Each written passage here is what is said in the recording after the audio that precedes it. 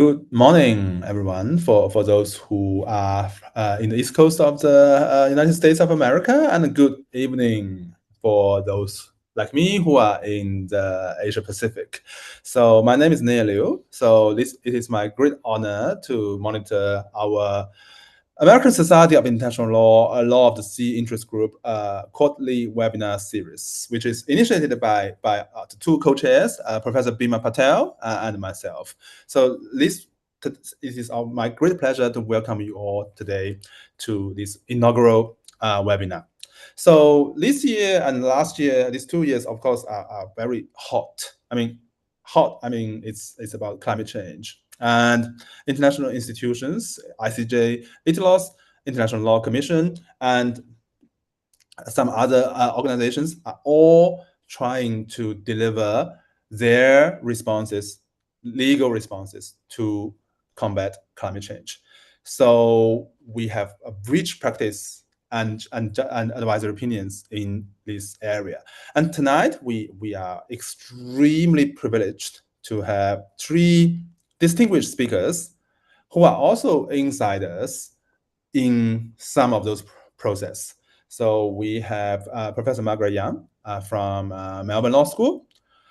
We have Miss Jimena Heinrich from the International Tribunal for the Law of the Sea. And also we have Professor Bima Patel, who will be joining us very soon. He is not only my co-chair of the interest group, of Law of the Sea interest group, but also a member representing the government of India in the United Nations International Law Commission. So each of them will share their insights on some of the most frontier opinions from various international institutions. So without further ado, I will first give the floor to Professor Margaret Yang, who will take us through her presentation. So Margaret, the floor is yours. Thank you, Nyingi. Good morning, everybody, and good evening to those who are on my side of the world. It's quite early morning here in Melbourne, Australia.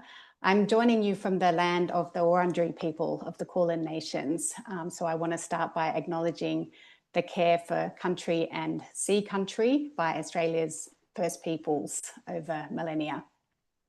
So thank you to the American Society of International Law Interest Group on the Law of the Sea for hosting today's webinar, and a particular thanks to Dr. Liu Nyingi and Professor Bima Patel for the kind invitation. So in the context of today's topic of the evolving climate jurisprudence under the UN Convention on the Law of the Sea, or UNCLOS, I wish to focus on the International Court of Justice's advisory opinion delivered in July, which, as is well known, followed and gave great weight to the International Tribunal for the Law of the Sea in its advisory opinion of 2024. And I have a presentation with slides, so if you'll allow me to share my screen for a moment. Nyenge, has that come through? It's all good. All good, great. All good. Yeah, so the request to ITLOS focused on the interpretation of UNCLOS, while the request to the ICJ focused on UNCLOS, but was obviously broader. And both opinions have profound consequences for the obligations of states with respect to climate change, including through application and interpretation of UNCLOS, as applied within the corpus of public international law. And I'm going to explain why I have this grouping of states in my background slide. So in the course of my presentation, I'll address how the advisory nature of the opinions, though not strictly binding, affect all states, parties and non-parties to prominent treaties such as the Paris Agreement and UNCLOS. I'll also consider the relationship between UNCLOS, the Paris Agreement, and other rules and principles, including customary international law, and the interpretative techniques and implications of what I will show to be systemic reasoning in the advisory opinions. So these slides are based on data visualizations that I've developed with two colleagues at the University of Melbourne, Dr. Stanislav Radovsky and Dr. Dan Parker, who as designers helped map relationships which we as lawyers are more used to engaging with textually. So what is this strange background behind me? This is not the climate system made up of the atmosphere, the biosphere, the geosphere, and the hydrosphere, among other components. Instead, it represents a system of public international law, which, at the risk of stating the obvious, is made up of sovereign states, all 198 entities with treaty-making capacities featured on this slide. And these states, through a majority resolution at the UN General Assembly, requested an advisory opinion from the primary judicial organ of the UN, the ICJ, on the content of legal obligations in respect of climate change and the legal consequences for any breaches of those obligations. So in the first instance, I think it is useful to think about the states whose consent underpins this system and the institutional ways in which their will is implemented. Those General Assembly members and the smaller group of states within the Commission of Small Island States who requested the advisory opinion from ITLOS are parties to a vast range of treaties, many of which relate to climate obligations and the oceans. There are relevant treaties alongside UNCLOS, which include the climate regime, comprising the Paris Agreement, the UNFCCC, and the Kyoto Protocol, multilateral agreements such as the UN Convention on Biological Diversity and the UN Desertification Convention, and of course human rights law such as the International Covenant on Civil and Political Rights and the International Covenant on Economic, Social and Cultural Rights. When considering how these regimes interact, it's important to remember that they have mostly overlapping membership, though not always identical. A good example is this big country of the US, which out of the 8 treaties that I just mentioned is party to 4, Paris, the UNFCCC, the Desertification Convention and the ICCPR. And this contrasts with this very small country on the edge of Southeast Asia, Timor-Leste, incidentally just joined ASEAN, which is party to all 8 treaties. In the language of generally accepted rules and standards, a phrase familiar to us from UNCLOS Article 211, these 8 treaties are generally accepted rather than universally accepted. But of course, all of these states are bound by customary international law, where there's evidence of a general practice accepted as law, opinio juris, which impacts on the interpretation of treaties, as we'll see. So visualizing the states in a geographical map, I think, is also useful in conveying the way in which the advisory opinions affect the obligations of states. Both the ICJ and ITLOS advisory opinions constitute legal advice to the entities that requested the advice. So in the ICJ's case, the General Assembly. Although not binding, unlike rulings in contentious cases, which bind the disputing parties, advisory opinions are an authoritative interpretation of the relevant rules. In this map, the countries in blue are countries that have indicated their consent to the ICJ's contentious jurisdiction, and in pink are countries that have not signed the optional clause, though they may come to the ICJ if they choose the court as part of the procedure under Part 15 of UNCLOS, for example. I want to move now to the state activities that adversely affect the climate system, highlighting the importance of activities in both land and sea. In this visualization, the sizes of circles indicate how much countries spent per capita on subsidies for their oil, coal, or gas sectors in 2021. Why is this relevant to obligations to protect the climate system, which under the Paris Agreement relate to territorial emissions, or under UNCLOS relate to pollution and the protection and preservation of the marine environment? The ICJ led from the scientific realities of the climate system to better understand the scope of relevant activities, a crucial jurisprudential move that had also been taken by ITLOS. The ICJ considered that the scope of relevant activities adversely affecting the climate system is not limited to conduct that directly results in greenhouse gas emissions, the burning of oil, coal or gas for energy, transport or heating in the territory of a state, but instead comprises all actions or emissions of states which result in the climate system being adversely affected by anthropogenic greenhouse gas emissions.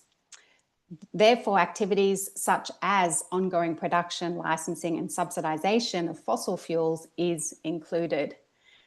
This framing of scope of activities by the ICJ helps us understand the earlier advice of ITLOS regarding obligations of states to prevent, reduce and control pollution, which we know is interpreted to include greenhouse gas emissions, and the clear provision in UNCLOS that states parties have a specific obligation regarding marine pollution, including from land-based sources. The ICJ and ITLOS's approach to land and sea activities gives a more expansive and more realistic account of duties to protect the climate system. This takes me to a related point. Did the ICJ apply only the Paris Agreement or other rules and principles? In this visual, I've included details for the 8 key treaties, though more were addressed by the ICJ. So here I've got Paris, the UNFCCC, Kyoto, the CBD, the Desertification Convention, UNCLOS, the International Covenant on Economic, Social, Cultural Rights, and the ICCPR. And I've noted here their level of ratifications. As occurred in the ITLOS proceedings, some states argued that the Paris Agreement was the only relevant source of obligation, that it had a special status as lex specialis that displaced other rules. The ICJ disagreed, like ITLOS. It did not consider the Paris Agreement was lex specialis with respect to climate obligations. The ICJ assessed the climate change treaties alongside other rules and principles, including the law of the sea, environmental treaties, human rights, and a customary duty to prevent significant harm to the environment and to cooperate. All of these sources contain obligations to protect the climate system. You can see by the dominant color blue, the majority of states that have ratified all 8 of these treaties, and that gets to the point I mentioned earlier about generally accepted rules. Breaking this down by region, it can be seen that most states have ratified all 8 of these treaties in every region except Oceania. The only states that have not ratified the Paris Agreement are Iran and Yemen in Asia and Libya in Africa, and the US has indicated it will withdraw. I should mention too that of those states, Iran and Libya have also not ratified UNCLOS, and nor, of course, has the United States, among other countries coloured in pink and purple here. That said, many provisions of UNCLOS are recognised as codifying customary international law. As we will see, treaty provisions from Paris and other treaties are also now seen as representing customary international law with at least some overlap in obligations. States must fulfill their stringent due diligence obligations, especially in situations in which activities are mostly carried out by private persons or entities in language that mirrors the words of ITLOS. States must also ensure their nationally determined contributions, their NDCs, are adequate, reflective of best efforts, and capable of achieving the temperature goal of limiting global warming to 1.5 degrees above pre-industrial levels when assessed together. Once again, this map view reinforces the way in which customary international law applies to all states. The ICJ was of the view that as part of their obligations to protect the climate system under customary international law, states must act with due diligence and prevent activities carried out within their jurisdiction or control from causing significant harm to the climate system. The standard of due diligence for preventing significant harm to the climate system is stringent. Here, once again, ITLOS's phrasing applies. It includes effective regulations to reduce greenhouse gas emissions and a heightened degree of vigilance by the state. If a state is complying in full and in good faith with the climate change treaties, and recall that these obligations are robustly interpreted by the court and not discretionary, it is likely to be substantially complying with its customary duties, although more may be required. That latter observation by the ICJ is similar conceptually to ITLOS's earlier understanding of the relationship between Paris and UNCLOS, when it said mere compliance with the Paris Agreement does not satisfy the obligation to take the necessary measures under UNCLOS. I want to mention briefly the question of common but differentiated responsibilities, bearing in mind this principle is absent from the text of UNCLOS. So do the customary obligations with respect to climate apply equally to states? In this slide, we've tracked each state's value in the Human Development Index, reinforcing the point that states are not equal in their economic situation and in their capabilities in adapting to climate change. One could also visualize differently sized circles to track differences in cumulative emissions, which I'll display in a moment. Alternatively, rather than these circles, it might be better to emphasize the facts noted by today's co-chairs that approximately 3.3 to 3.6 billion people live in contexts that are highly vulnerable to climate change. The advisory opinion of the Inter-American Court of Human Rights emphasized that climate change exacerbates inequality and poverty, something that was taken up by the ICJ, including in the separate opinion of Judge Charlesworth. The ICJ did not focus on particular vulnerable countries or groups of countries, but it did pronounce on differentiated obligations in ways that are important for the evolving UNCLOS jurisprudence. As we know, the climate treaties endorse the concept of common but differentiated responsibilities and respective capabilities, but UNCLOS does not, especially because of the allowances made for flag state jurisdiction. The ICJ held that obligations under the climate treaties and customary international law apply to all states, but well-developed economies have more capabilities and resources and thus more means at their disposal. So developed states, as indicated by a bigger value in the Human Development Index or a bigger circle, must take more demanding measures. But as states develop economically and their capacity increases, so too do their requirements of diligence. This flexibility was also offered by ITLOS when it observed that the scope of measures under UNCLOS Article 194, in particular to reduce anthropogenic greenhouse gas emissions causing marine pollution, may differentiate between developed states and developing states. It also noted the obligation of assistance contained in Articles 202 and 203, which show that states with lesser capabilities need assistance from states that are better placed in order to meet their environmental responsibilities. ITLOS drew on these provisions together with provisions relating to vulnerability in the UNFCCC and the Paris Agreement and the General Assembly's annual resolution on oceans and the law of the sea to show that financial assistance is due to developing states to assist in the protection and preservation of the marine environment and the prevention, reduction and control of marine pollution.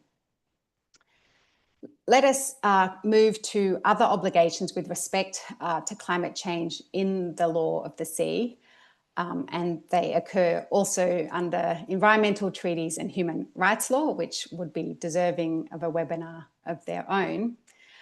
Here, the sizes of the circle correspond to relative population size, and the colours remind us about treaty ratifications of those selected 8 treaties I mentioned earlier. The ICJ noted that though the express aims of these treaties are different, they share overarching motivations relating to the protection of the climate system. And so, for example, parties to UNCLOS must protect and preserve the marine environment and cooperate, including in finding equitable solutions for populations displaced by sea level rise. And this topic is explored by our other speakers in today's webinar, so I won't address it further for now, but obviously it is an important way that the ICJ has integrated the work of the International Law Commissions. I should mention too, in regards to the ocean, the court was careful to mention MARPOL and its Annex 6, the role of the IMO in regulating greenhouse gas emitting activities from shipping, and the BBNJ agreement. This again displays, I think, the willingness of the ICJ to provide systemic understanding of climate obligations, which flow not only from each separate treaty, but from an interpretive understanding of the connections between the treaties. And to delve into the Vienna Convention on the Law of Treaties for a moment, Judge Clady noted that customary duties regarding prevention of harm as relevant rules of international law informed an interpretation of the robust requirements of NDCs under Paris, as set out in Vienna Convention Article 31.3c. ITLOS itself had endorsed Article 31.3c in general terms in its advisory opinion, although arguably both opinions were propelled more by Article 31.1. And of course, we had the ICJ's views on subsequent practice for COP decisions under Vienna Convention Article 31.3a, which again followed earlier work of the International Law Commission.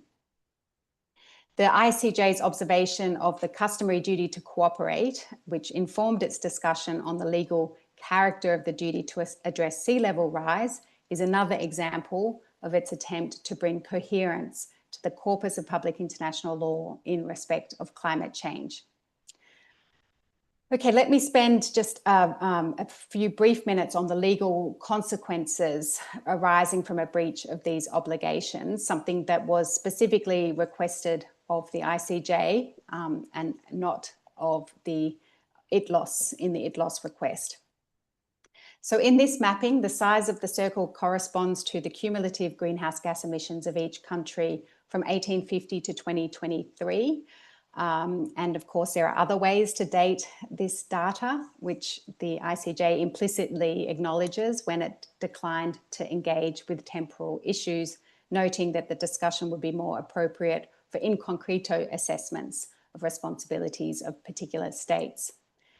Instead, the ICJ gives a general and abstract overview of the legal consequences arising from a breach of the obligations it has identified. States are responsible for a breach of these duties. So, for example, high greenhouse gas emitting states may be required to provide reparations, including compensation to injured states. Small island developing states are among the most vulnerable to climate change, despite contributing the least to global emissions. And because of the common interest in protecting the global environmental commons, any state can pursue a claim involving responsibility for breach. So the underlying obligations have an erga omnes character, which was a very important finding for ocean equity. Every region contains or is neighbour to small island developing states. The ICJ observed that remedies for breaches could include reconstructing damaged or destroyed infrastructure and restoring ecosystems and biodiversity. For Judge Bandari and Judge Orescu, remedies could cover sea level rise and maritime entitlements. Moreover, Judge Cleveland emphasised states' duties to protect carbon sinks, including wetlands and ocean areas. Consistently with ITLOS's views on financial assistance, she considered that a state with greater capacities has a duty to provide assistance to a state with limited resources in the protection of these climate sinks. This evolving jurisprudence is likely to influence regional courts and tribunals. Okay, so in my last slide, I'll group our states to the optional clause again. As a whole, states and their populations around the world, including states parties to UNCLOS, now have greater legal certainty about the obligations of states in respect of climate change and the legal consequences if their actions fall short. While we may group these states as those exposed to litigation at the ICJ through acceptance of the optional clause, this is an interesting but incomplete picture. As we know, obligations exist under UNCLOS and contentious cases under UNCLOS proceed in a different way. Moreover, both the ICJ and the ITLOS advisory opinions contain interpretations that will be useful for regional and domestic contentious cases.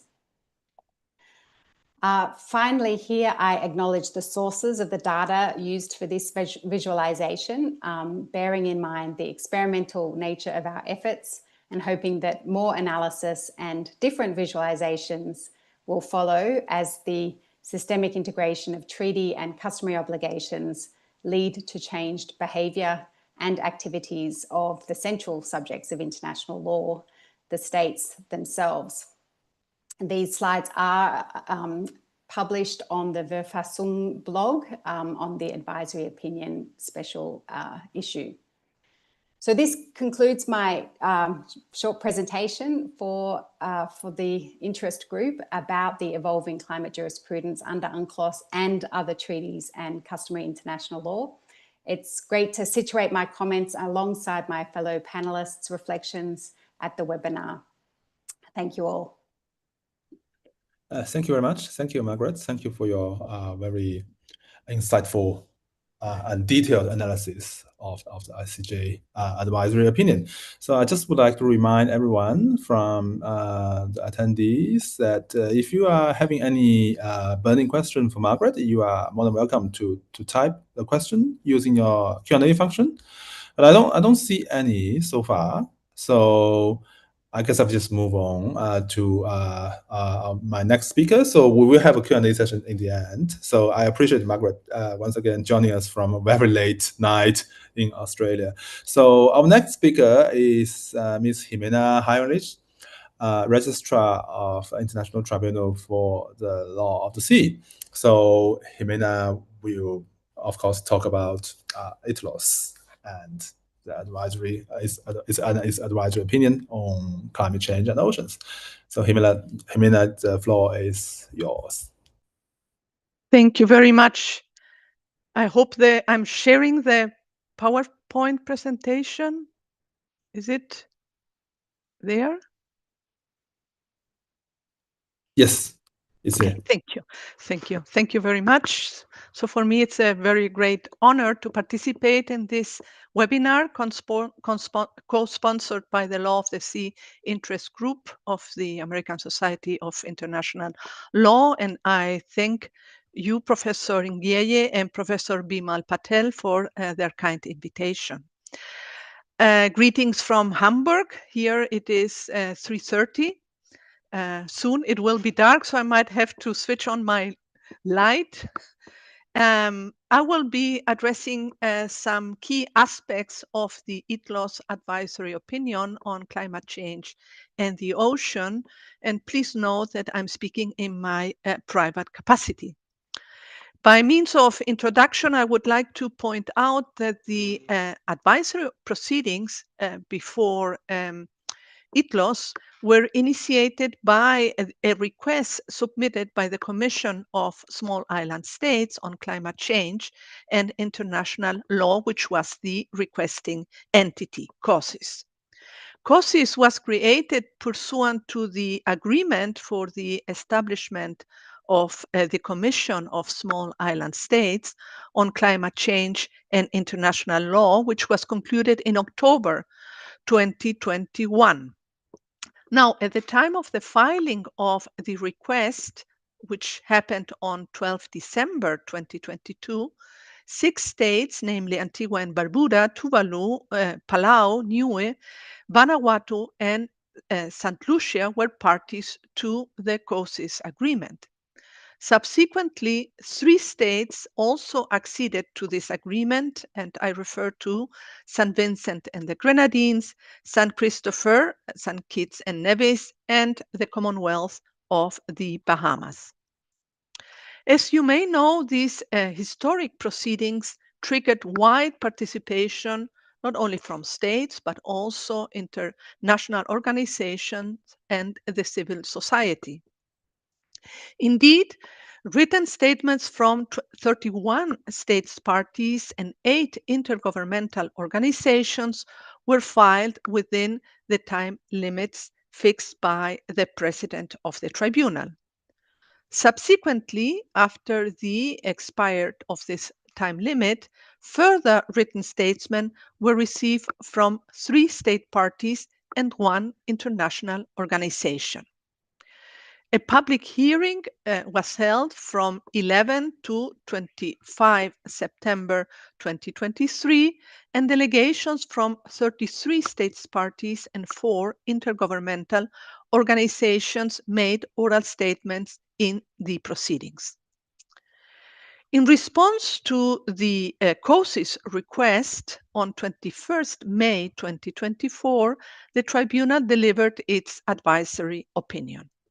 Now, several commentators have viewed this opinion as a milestone in the development of the law of the sea in relation to climate change and the ocean. I would also like to acknowledge the positive statements made by state parties with regard to the opinion, in particular during the last meeting of states parties held in June of this year. As a first key aspect, I would like to focus on the tribunal's approach to setting the framework of its responses. In advisory proceedings, it is of significant importance to define at the outset the angle from which the tribunal will approach its answers. In other words, it is important to set the framework for the answers, as this will shape the entire opinion. With regard to the advisory opinion on climate change and the ocean, I believe that the following 3 elements are relevant. The first element is that given the purpose of the advisory opinion, the tribunal appears to have been prompted to act swiftly. In this regard, I should point out that COSIS in its request did not ask the tribunal to expedite the proceedings on the basis that the questions required an urgent answer, which is possible under the rules of the tribunal. However, and here is where I need my slide, so I hope it will work. 1 second.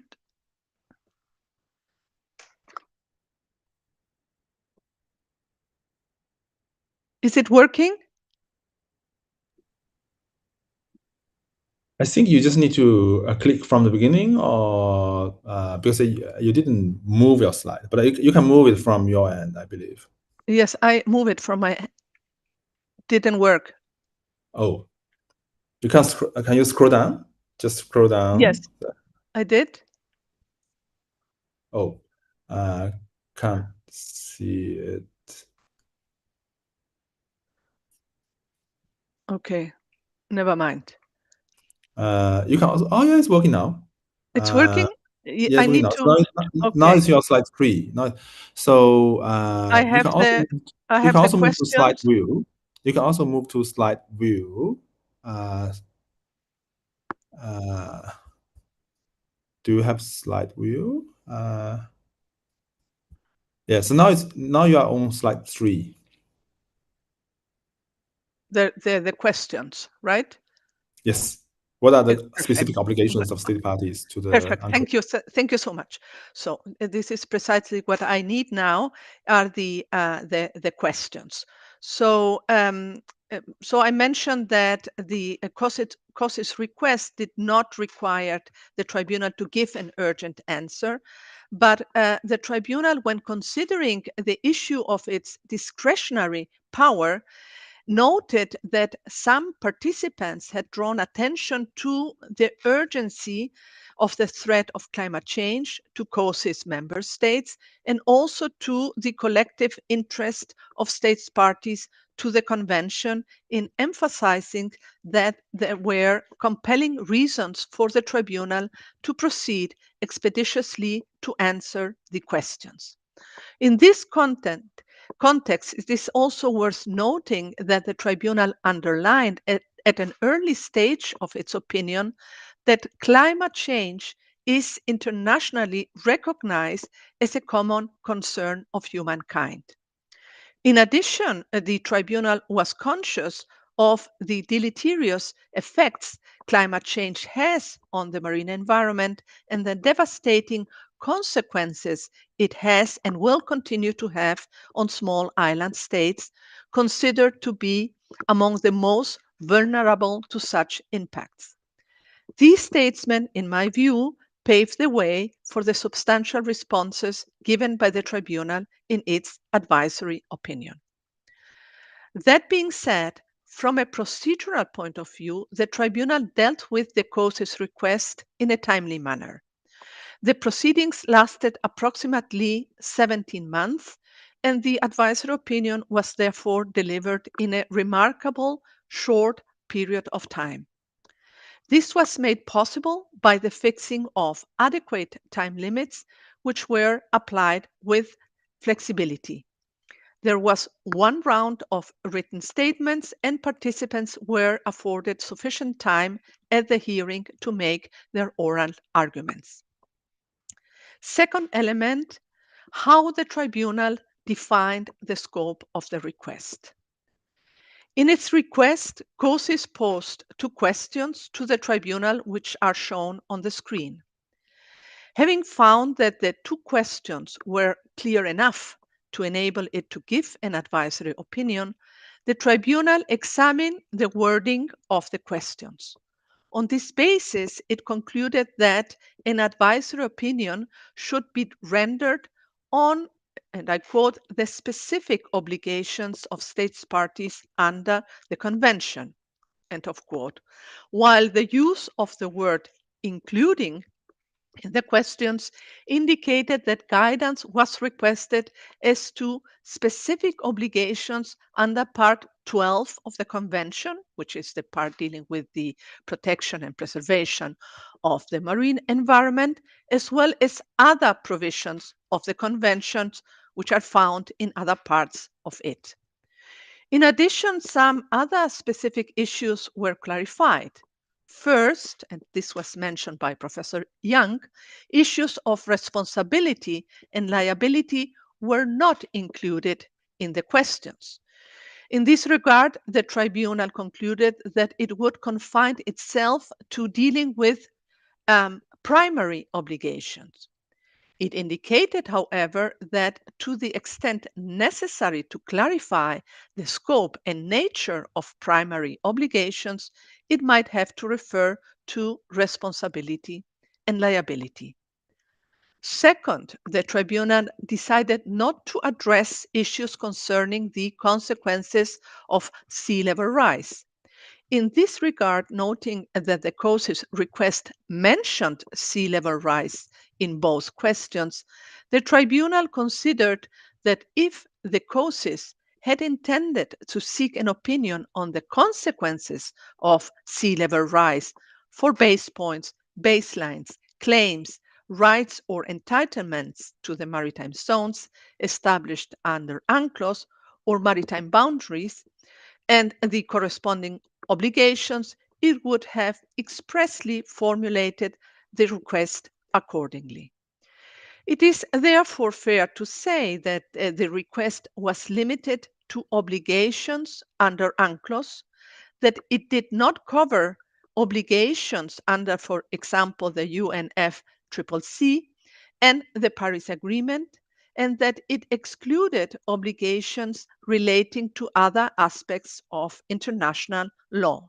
And as we just heard from Professor Young, climate change obligations under international law were dealt with by the ICJ in its advisory opinion of this year. The third element in framing the advisory opinion was the tribunal's focus on establishing the relationship between UNCLOS and external rules addressing climate change. I will now stop the sharing. It may be noted that UNCLOS does not explicitly address the issue of climate change and the ocean. It contains, however, a comprehensive section dealing with protection and preservation of the marine environment in its part 12, as I have just mentioned. With this in mind, the tribunal made clear that in order to identify the specific obligations under UNCLOS and to clarify their content, it had to interpret the convention and in doing so also take into account external rules as appropriate. Thus, in order to shed light on these specific obligations, the tribunal proceeded to interpret the convention, emphasizing the need for coordination and harmonization between UNCLOS and external rules, and noting that external rules inform the meaning of the provisions of the convention.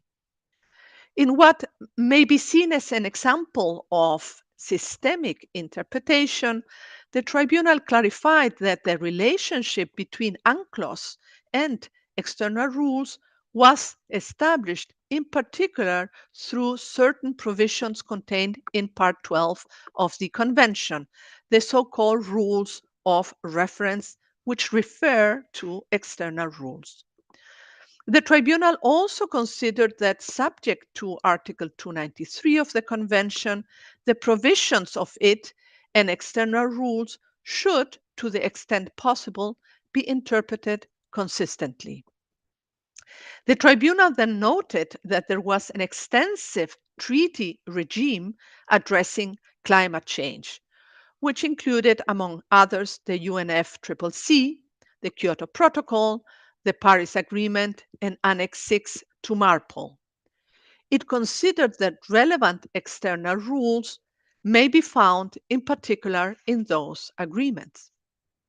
In this context, the tribunal stressed the role of the Convention as a living instrument, an important statement which, in my view, points to the adaptability and openness of the Convention, enabling to provide legal answers to new challenges such as the impact of climate change on the marine environment.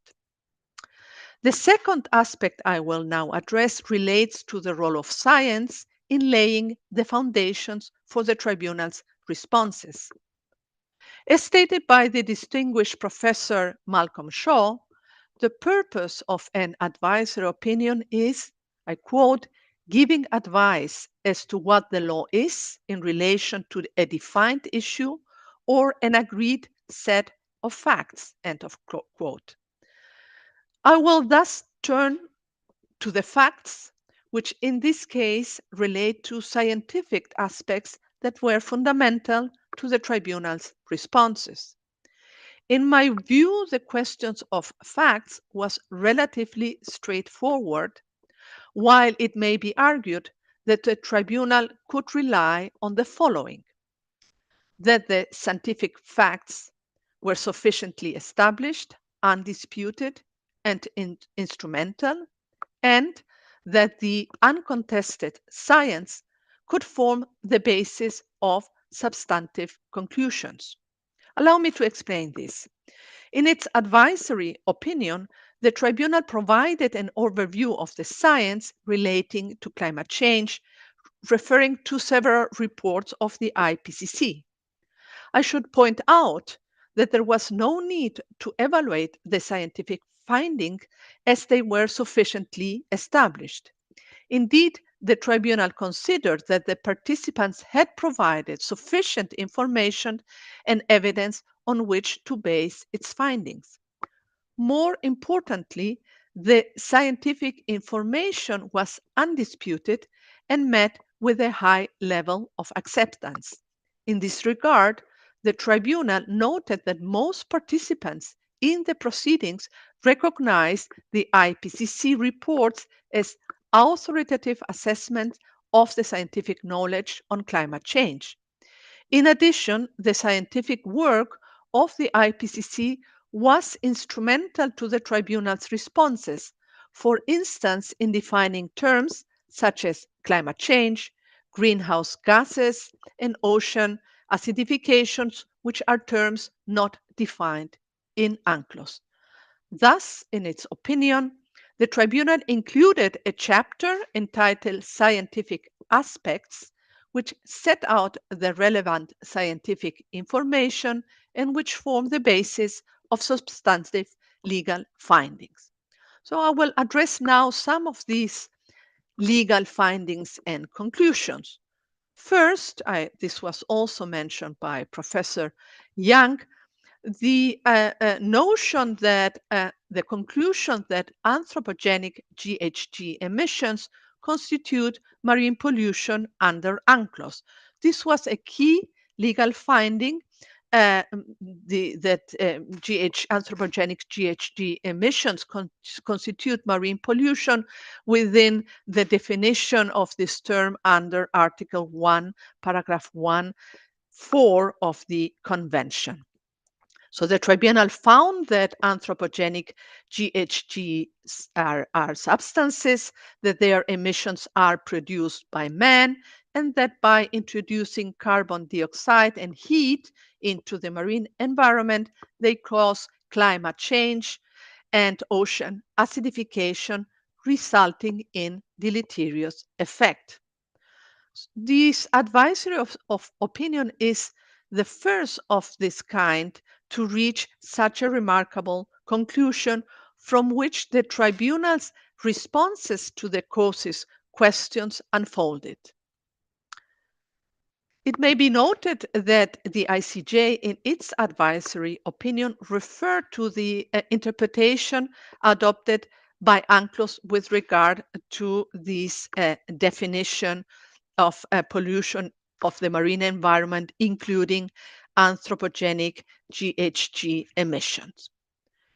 Another important conclusion was that science plays a crucial role in the determination of necessary measures to prevent, reduce, and control marine pollution from anthropogenic GHG emissions.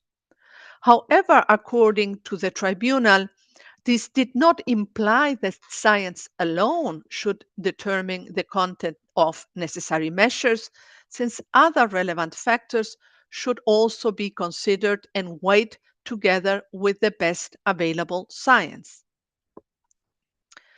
Best available science also informed several conclusions reached by the tribunal. The tribunal stated that the best available science was found in the works of the IPCC, which reflect the scientific consensus. The tribunal thus considered that the global temperature goal and the timeline for emissions pathways in the Paris Agreement to be particularly relevant and also based upon the best available science.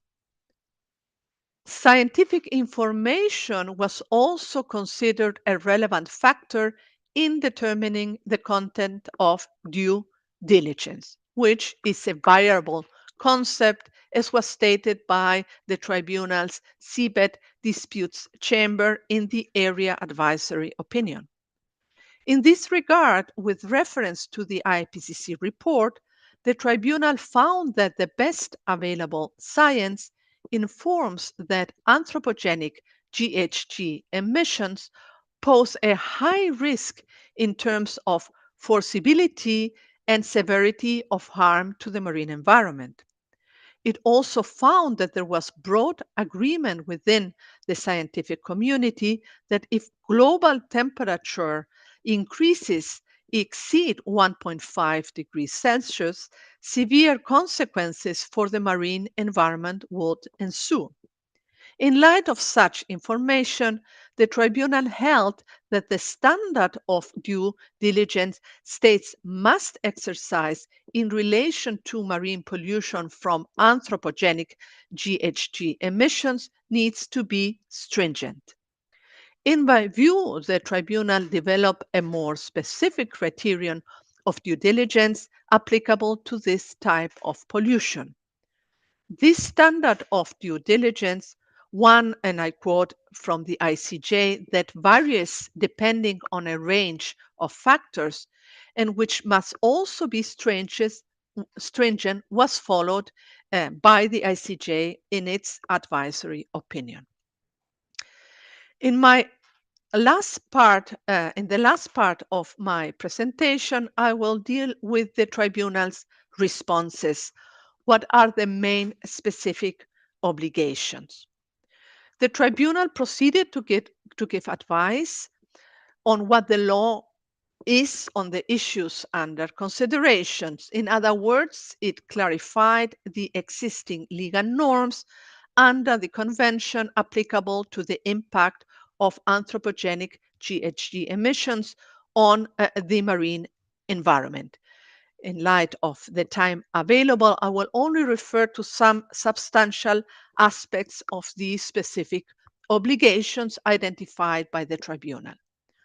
On the first question, the tribunal found that the key provision was Article 194, and under paragraph 1 of these provisions, the obligation for states parties is to take all necessary measures to prevent, reduce, and control marine pollution from anthropogenic GHG emissions and to endeavor to harmonize their policies in this connection.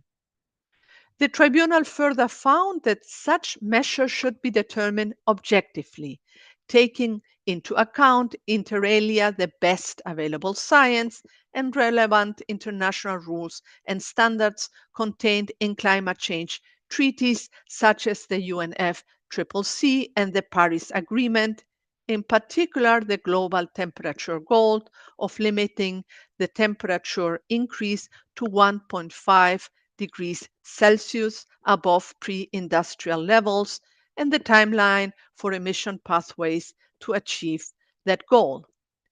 The tribunal made a number of clarifications in this regard. First, the scope and content of necessary measures may vary in relation to the means available to state parties and their capabilities.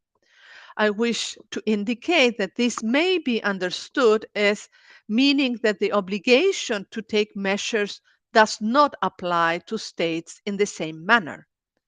Second, the necessary measures to be taken include, in particular, those to reduce GHG emissions. Those measures are commonly known as mitigation measures, and central to such measures is indeed the reduction of anthropogenic GHG emissions into the atmosphere. The tribunal, however, stated that the obligation to take necessary anti-pollution measures does not entail the immediate cessation of marine pollution from anthropogenic GHG emissions. Third, the tribunal concluded that paragraph 1 of Article 194 provides for an obligation of conduct and it requires states to act with due diligence. As indicated previously, the standard of due diligence is stringent and its implementation may vary in accordance with states' capabilities and available resources. According to the tribunal, The obligation of due diligence requires a state to put in place a national system necessary to regulate the activities and questions and to exercise adequate vigilance to make such a system function efficiently with a view to achieving the intended objective. The tribunal also pointed out that in cases in which activities are carried out by private persons or entities, a state which has acted with due diligence should not be held responsible simply because such pollution has occurred. That being said, the tribunal did not set out a catalogue of possible measures to be taken. The tribunal also clarified, this was mentioned by Professor Young, that the obligation under Article 194, paragraph 1 would not be satisfied simply by complying with the obligations and commitments under the Paris Agreement, as the Convention and the Paris Agreement are separate agreements with separate sets of obligation. The Paris Agreement, in the view of the tribunal, complements the convention. It does not supersede it, and it's not lex specialis to the convention. Briefly, I will refer to the obligation under paragraph 2 of Article 194, which is a provision applicable in a transboundary setting. Under this provision, states parties have the specific obligation, according to the tribunal, to take all measures necessary to ensure the anthropogenic GHG emissions under their jurisdiction or control do not cause damage by pollution to other states and their environment, and that pollution from such emissions under their jurisdiction or control does not spread beyond the areas where they exercise sovereign right. Here again, this is an obligation of due diligence, and the standard of due diligence under this provision, according to the tribunal, can even be even more stringent than under paragraph 1. On the second question, the key provision is Article 192, and in response to this, to question 2, the tribunal considered that under Article 192, states have the obligation to protect and preserve the marine environment from climate change impacts such as ocean warming and sea level rise and ocean acidification in all maritime areas, and that where the marine environment has been degraded, this obligation may call for measures to restore marine habitats and ecosystem. This obligation was also considered one of due diligence for which the standard is stringent.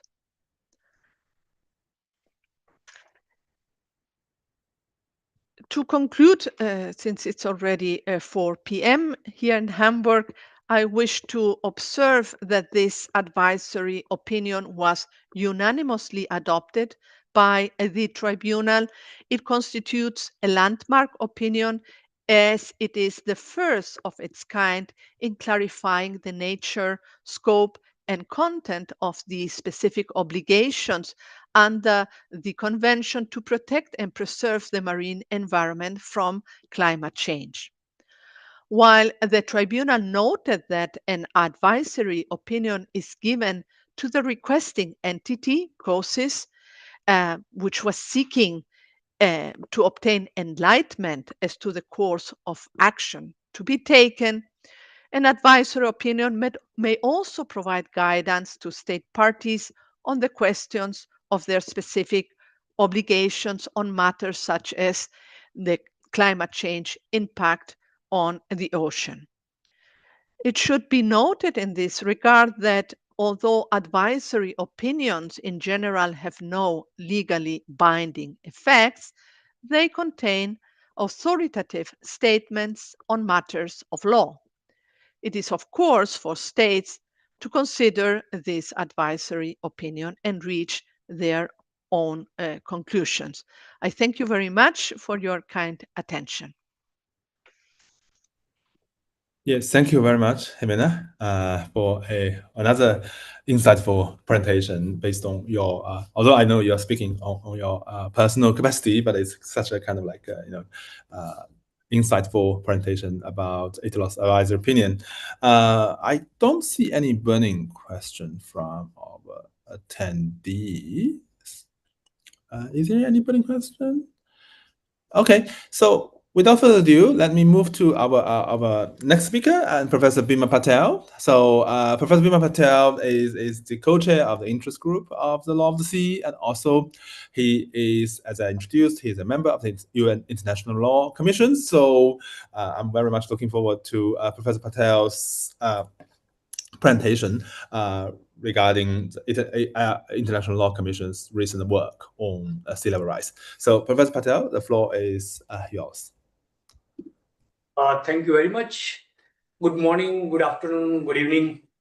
So I'm very happy to have been associated with this particular webinar, and I'm very grateful to my dear colleagues, Dr. Heinrich from ITLOS, Professor Young, and of course my co-chair. My dear friends from 15 plus countries across the globe, good audience.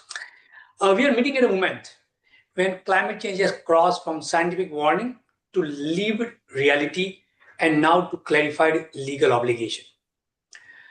According to the IPCC's 6th assessment synthesis report, the planet has already warmed by about 1.1 Celsius above pre-industrial levels.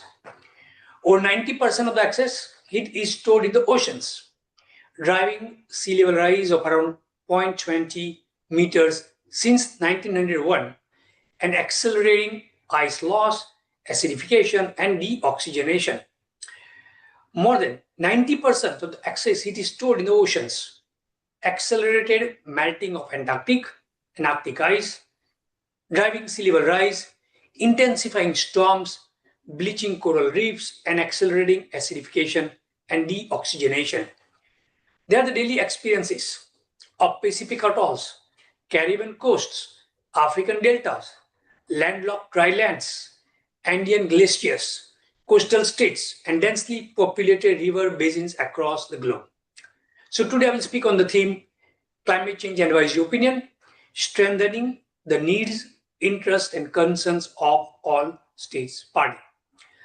I will focus on 3 landmark advisory opinions, ILC 76th report on the sea level rise and on how they respond to and must now serve the needs of smaller developing states, landlocked developing countries, African and Caribbean states, good luck, and the wider global south with UNCLOS as the constitution of our oceans. These advisory opinions are not isolated texts. They are the latest chapters of a longer journey that includes the UNFCCC, the Paris Agreement, and the recent BBNJ Agreement, and the evolving work of the International Law Commission. First, from scientific emergency to legal clarification. Climate change as an urgent and existential threat. The science has been clear for many years. Global greenhouse gas emissions continue to rise. Current pledges place the world on a pathway exceeding 1.5 Celsius and likely 2 Celsius degree with profound implications for all regions. Sea level rise, marine heat waves, ocean acidification, glacial melt, and more frequent extreme events are already undermining food security, water security, health, livelihood, and cultural heritage. Adaptation needs in developing countries are measured in hundreds of billions of dollars annually. Yet, adaptation finance actually delivered is a fraction of that amount. Against this backdrop, the 3 advisory opinions, one can say now form a jurisprudential triangle for climate responsibility. Together, and read with the work of the ILC on sea level rise and numerous human rights decisions, they move climate change from the realm of political discretion into the center of general international law. Let's look at the UNCLOS advisory opinion. The UNCLOS advisory opinion was requested by COSIS to clarify the obligations of state parties. The tribunal made several historic clarifications. First, it recognized that anthropogenic greenhouse gas emissions absorbed by the oceans, which cause warming, acidification, and other harm, constitute pollution of the marine environment. Within the meaning of UNCLOS, this firmly places climate change within the architecture of Part 12 of the UNCLOS. Second, UNCLOS reaffirmed that Articles 192 and 194 and related provisions impose robust due diligence duties on states to protect and preserve the marine environment and to prevent, reduce, and control pollution. These duties extend to activities within their jurisdiction or control, including those of private actors. Measures must be based on best available science and must evolve with relevant international rules and standards. Third, the tribunal highlighted core principles such as due diligence, the precautionary approach and reliance on best available science, and capacity building approach by knowledge sharing and technology transfer between states. The states are required to adopt and effectively implement all necessary measures to reduce emissions to the fullest possible extent in light of their capabilities. Finally, the tribunal acknowledged the particular vulnerability of small island developing states and other climate exposed states, underlining that failure to act has concrete consequences for those communities. In short, climate inaction that harms the ocean is not merely regrettable, it may possibly be inconsistent with binding UNCLOS obligations. The ICJ advisory opinion. Now, this particular opinion recognized the climate change as an urgent and existential threat to the international community as a whole. ICJ affirmed that states have obligation rooted in the UN Charter, in human rights treaties, and in the UNFCCC, Paris Agreement, in UNCLOS, and in customary international law to mitigate climate change, adapt to its impacts, and cooperate internationally. The court articulated a general duty of prevention and due diligence. States must prevent significant transboundary harm to the climate system and related parts of the environment and must regulate both public and private conduct, especially high emitting sectors in line with best available science and principles of equity. The court also linked climate obligations to human rights. It acknowledged that inadequate climate action can violate the rights to life, health, food, water, housing, and culture, particularly for vulnerable populations, including indigenous peoples and communities in SIDS and LDCs.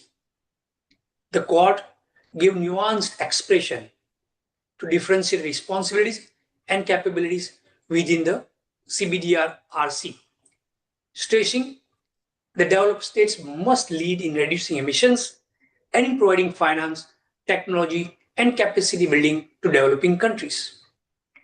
It also clarified that failure to align national trajectories and support obligations with these duties can amount to internationally wrongful acts, engaging consequences such as cessation, assurances of non-repetition, and where appropriate, reparation. Political declarations, in other words, now have been translated into a clear legal vocabulary. The Inter-American Court of Human Rights advisory opinion. This particular opinion confirmed and deepened its previous jurisprudence by affirming that there is a right to a healthy environment and clarifying for the first time in the inter-American system that this includes a human right to a stable climate as an autonomous right, closely linked to rights to life, personal integrity, health, water, food, property, work, culture, and the rights of children, indigenous peoples, and future generations. The Inter-American Court stressed obligations to respect, protect, fulfill, and cooperate. It said that states must regulate both public and private actors, especially high-emitting industries such as fossil fuels, cement, and certain agro-industrial activities, and may be required to adjust operating conditions, taxation, contribution to just transition plans, and even to halt activities or seek compensation where corporate conduct causes serious climate harm.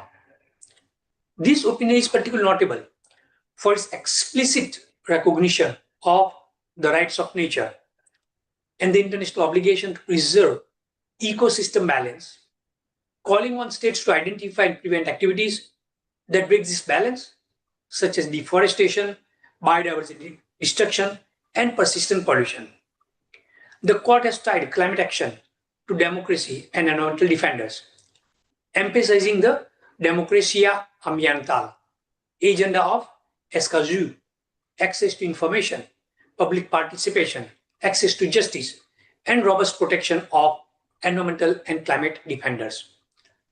Importantly, it clarified that these standards guide not only state parties to the American Convention, but all 35 Organization of American States member states, thereby turning OC 32/25, that is basic opinion, into a regional roadmap on the human right to a stable climate, on state obligations to act individually and collectively against the climate emergency. The International Law Commission. The ILC study group on sea level rise in relation to international law has over 7 years of work become a central reference point for climate ocean law. Established in 2019, with a mandate to map the legal questions raised by climate change related sea level rise, in particular under the law of the sea, on questions of statehood and regarding the protection of affected person, the study group examined extensive state practice and doctrine through a series of issue papers and additional papers. This year, at the 76th session, we adopted the final report of the study group, thereby concluded the consideration of the topic. The report's conclusion states that although UNCLOS did not originally address sea level rise, its integrity must be preserved and interpreted so as to ensure legal stability, certainty, and predictability for coastal and island states. In particular, the Commission found that nothing in UNCLOS or general international law obliges states to move or continually update baselines, coordinates, or outer limits of maritime zones once lawfully established and deposited. Nor is there evidence of a widespread practice imposing such an obligation. The ILC underlined that allowing baselines and maritime limits to retreat landward with physical submergence would generate inequitable outcomes and new disputes. And it noted broad state support, especially through the 2021 Pacific Island Forum Declaration on preserving maritime zones in the face of climate change related sea level rise, for preserving existing baselines, maritime boundaries, and entitlements notwithstanding sea level rise. Beyond the law of the sea, the final report offers important guidance on statehood and the protection of persons affected by sea level rise, with particular relevance for seas and low-lying coastal states. It recorded strong support in state practice and regional declarations, such as the 23 Pacific Island Forum Declaration, 2024 AOC's Leaders Declaration, for the continuity of statehood, sovereignty, and international legal personality, even where territory becomes increasingly uninhabitable or partially submerged.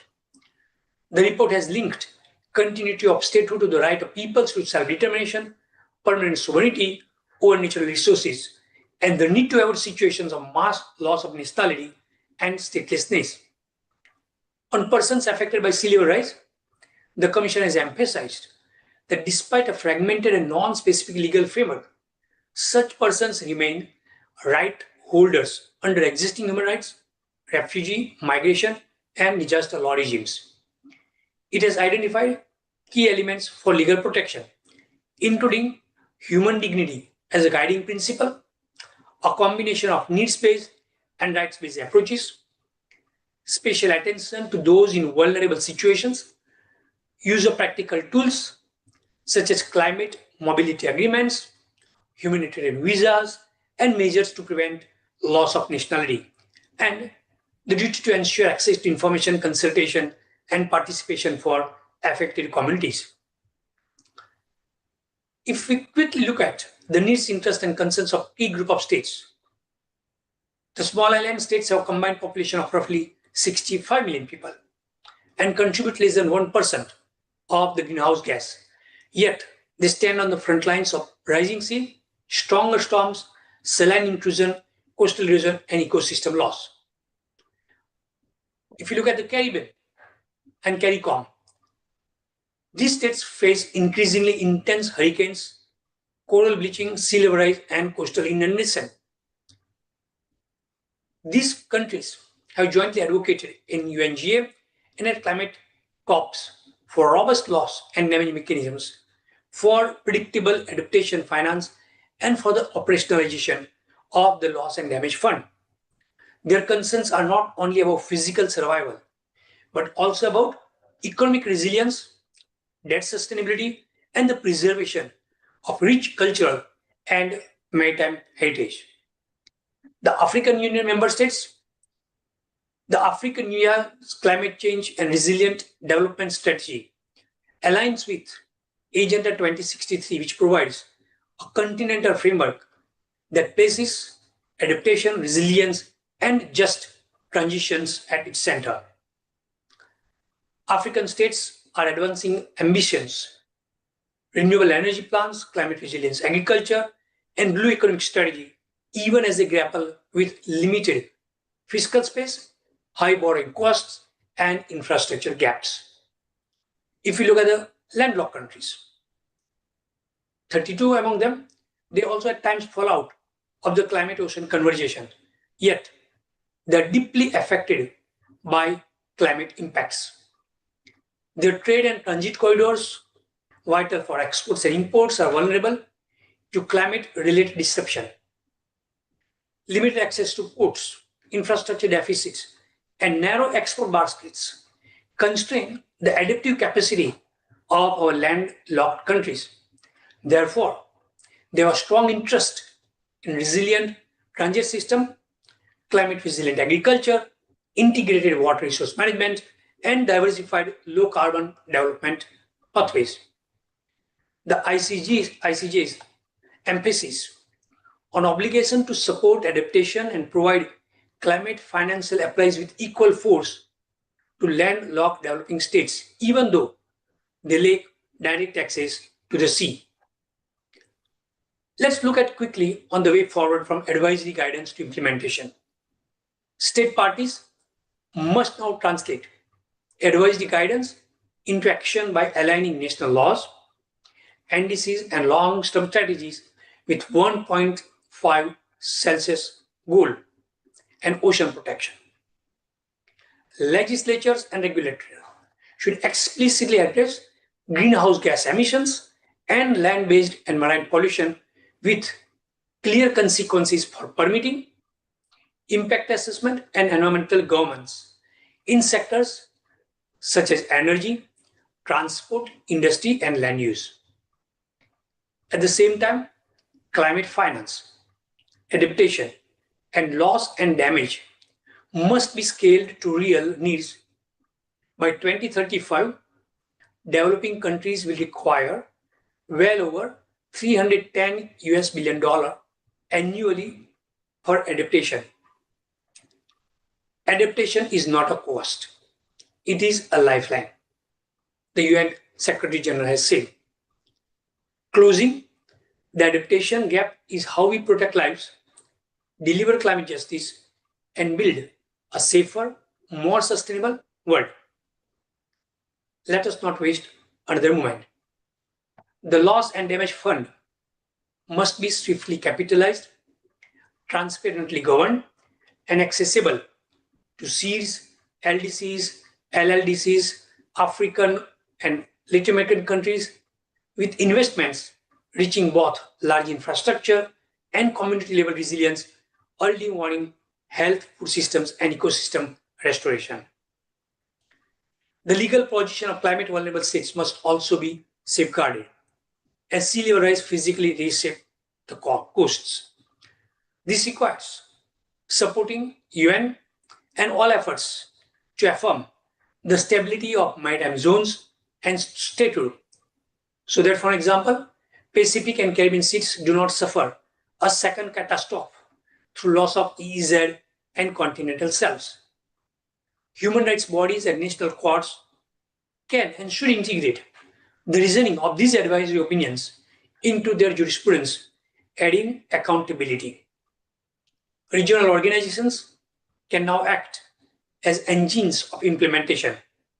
The Pacific Islands Forum, the CARICOM, the Caribbean Seas, the African Union, LLDC groupings can all use these legal standards to strengthen resilience frameworks, secure finance, design climate resilient infrastructure and ecosystems, and underpin strategic litigation, forest and ocean protection, energy transitions, and the climate justice.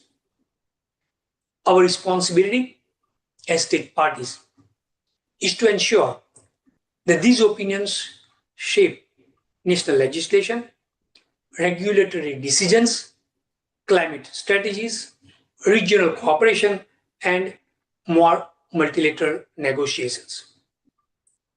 If we succeed, they will be remembered not merely as judicial texts, but these advisory opinions will be remembered as turning points when the law, the international law and the law of the sea rose to the scale of the climate crisis, and when the needs, interests, and concerns of all state parties, especially the most vulnerable, found firmer protection in the rule of international law, so that future generations inherit a safe climate, a living ocean, and a just and peaceful international order. Thank you very much. Thank you very much. Thank you, Professor Patel. And thank you for your initiative for bringing this great panel together that we have covered ICJ, UNCLOS, and also International Commission. So we still have 5 minutes, not that much. So I'm now inviting questions from the audience. So, and of course, you can, if you have any question, feel free to address to any of the panelists from the audience. And if you have any question, please type your question in the Q&A function.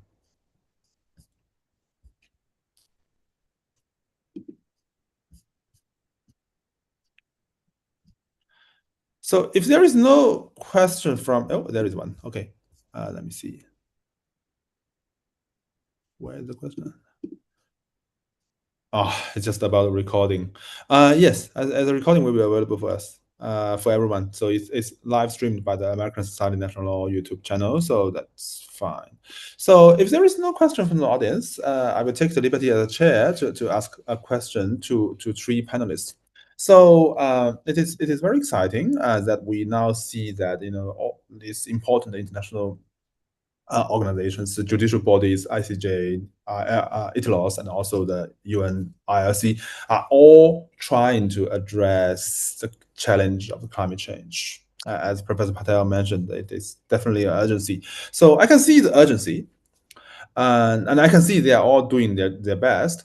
So from all 3 panelists, do you think that these developments, are they developing in a holistic way to address climate change, or do they have any? So I mean, I understand the legal significance, but is there any overlap or any clash or conflict among those developments? I'll be very interesting to hear any thought from all of you.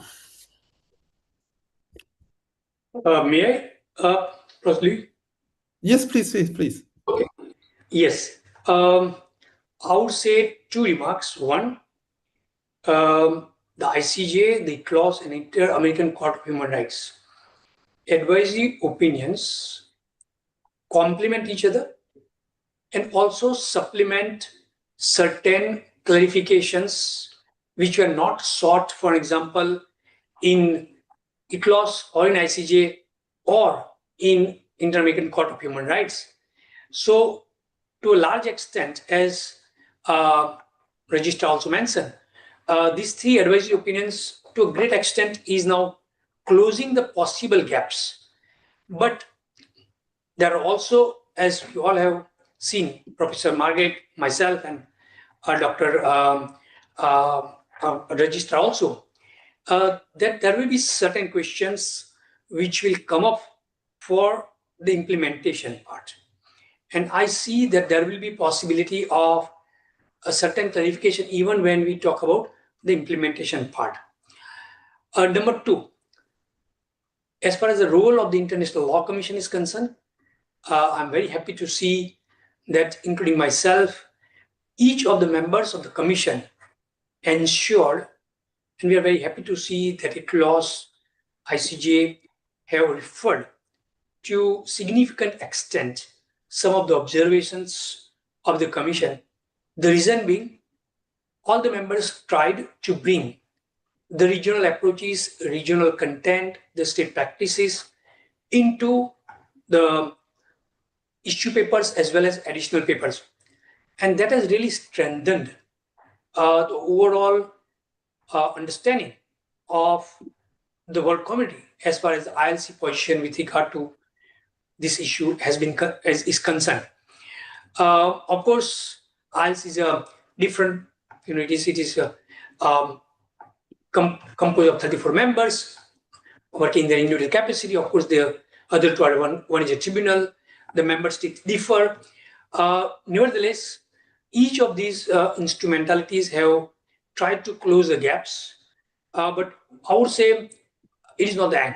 It is just the beginning of entire international community's efforts to ensure, to address the consequences of climate change and sea level rise, because we are all talking of the peace, the stability, and the rules of international law-based oceanic order. So in my way, in my view, none of the three opinions, including the ILC work, are conflicting. Rather, I would say they're supplementing each other, and each of them have played their vital role in helping the entire international community as far as the rights and their obligations are concerned. Thank you. Yeah, thank you, Professor Patel. Jimena, you yes, thank you, and thank you, Bimal, for this excellent answer. I agree. There was some what they called judicial dialogue, between the ICJ was subsequent to the UNCLOS advisory opinion. There is a cross-judicial lawmaking, as there is a very good article here on AGIL, I think, by Khaled Mahmoud. This I recommend to everybody who is listening. He analyzes some aspects of where there was this dialogue between the ICJ and UNCLOS.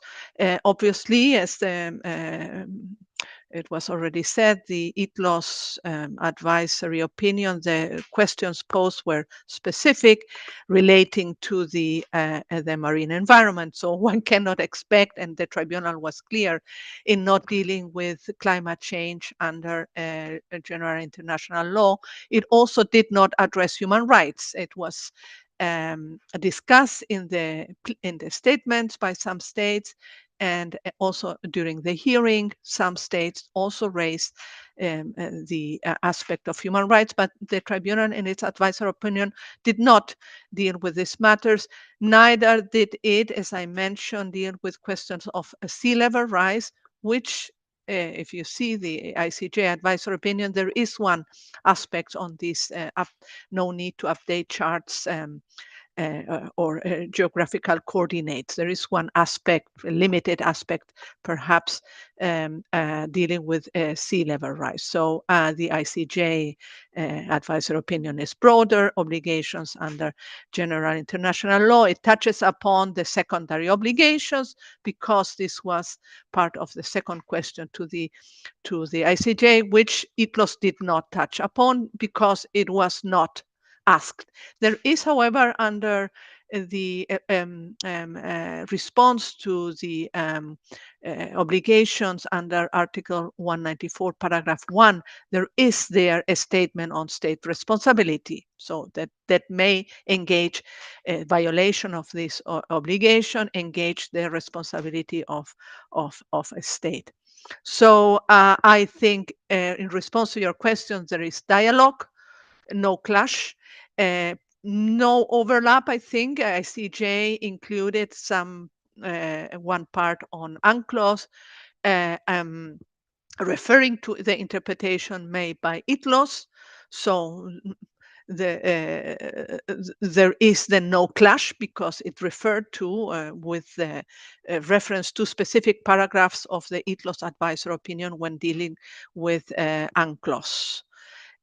Also, this goal of 1.5, in the Paris Agreement, is the goal. It's in both opinions, ICJ and in the UNCLOS, that Paris is not lex specialis. You can find it in both opinions. That due diligence is has